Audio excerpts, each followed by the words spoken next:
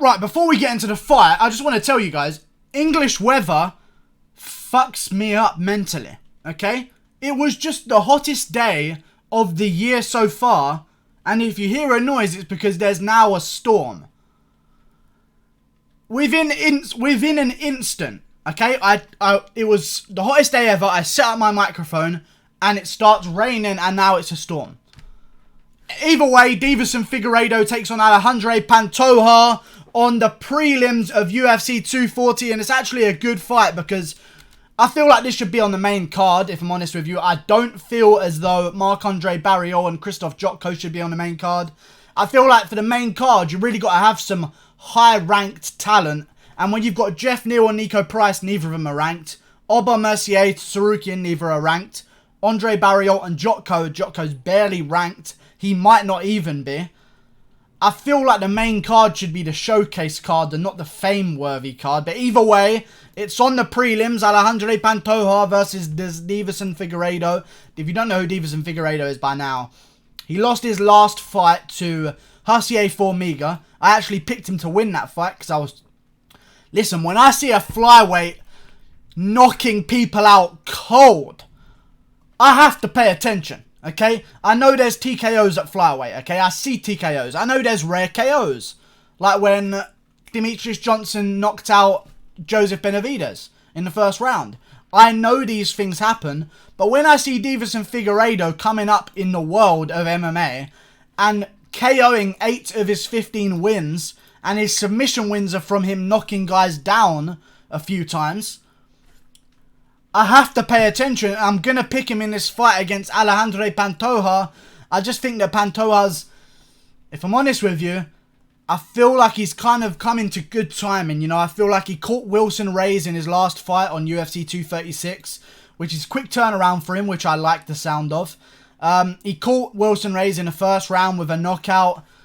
But then you look at Wilson Hayes, and before that fight, he'd lost 3 of his last 4.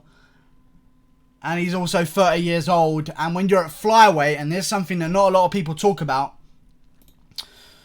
A lot of people say, oh, power's the last thing to go. But when you're a flyweight, you're not a heavyweight. Heavyweights can stay around for a long time, regardless of how much damage they take, because all they need is power. A lot of the time, power will carry a lot of heavyweights through. Francis Ngannou is the perfect example of that. But a flyweight, you're in a division where power isn't the main thing that's important.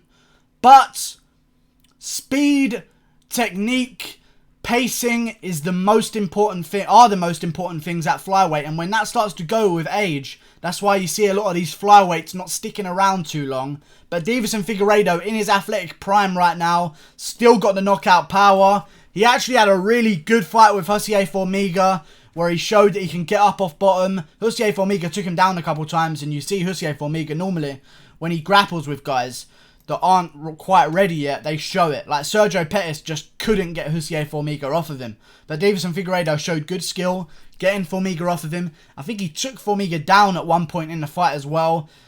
But yeah, Holloway Formiga is a dangerous guy, and I rate Deiveson Figueiredo for even taking him to a competitive fight, because I think Deiveson's going to win this fight by KO. I really do. I like Alexandre Pantoja, but when I look at his record, he's lost to Holloway Formiga before in Brazil, before he was ever a pro. He's lost to some other guys in his career, and when you really look at his record, you don't see legit opponents on his record. Like, he was what?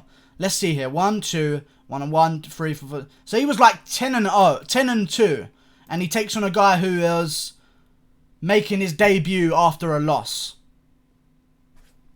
He had a loss in his debut, then Alexandre Pantoja fought him. When you look at Deiveson Figueiredo's fight record, you see a lot of guys that are of somewhat talent. You know what I'm saying? He's beat all of them until recently against Holloway Formiga, and I said this for Max Holloway, and this is why I'm doubling down on my prediction for Max Holloway.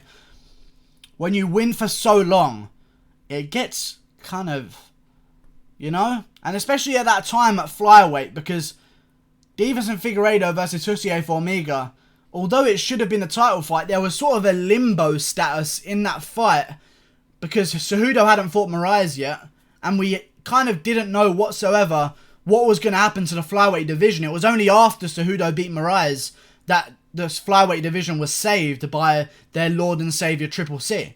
You know what I'm saying? So it was kind of a limbo state for flyweight, and that can take away motivation for a guy like Figueiredo, especially when you've had 15 wins in a row, you've never tasted defeat. Maybe you take that one run a day off.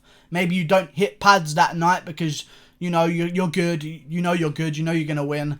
And when you lose like this, after what, 15 fight win streak, undefeated in his career, never had an amateur fight, straight into pros, I feel like he's going to come into this fight more lethal than ever, and I think he's going to plant a vicious shot right on Alexandre Pantoja's chin.